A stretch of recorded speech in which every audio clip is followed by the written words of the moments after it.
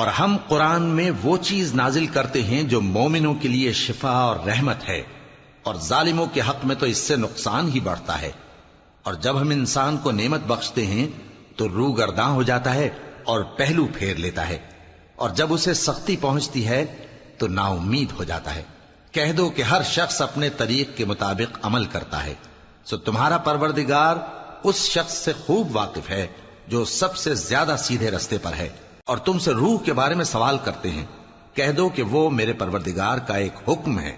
اور تم لوگوں کو بہت ہی کم علم دیا گیا ہے۔ اور اگر ہم چاہیں تو جو کتاب ہم تمہاری طرف بھیجتے ہیں اسے دلوں سے محو کر دیں، پھر تم اس کے لیے ہمارے مقابلے میں کسی کو مددگار نہ پاؤ، مگر اس کا قائم رہنا تمہارے پروردگار کی رحمت ہے، کچھ شک نہیں کہ تم پر اس کا بڑا فضل ہے۔ کہہ دو کہ اگر انسان اور جن اس بات پر مجتمع ہوں کہ اس قرآن جیسا بنا لائیں تو اس جیسا نہ لا سکیں گے، اگرچہ وہ ایک دوسرے کے مددگار ہوں۔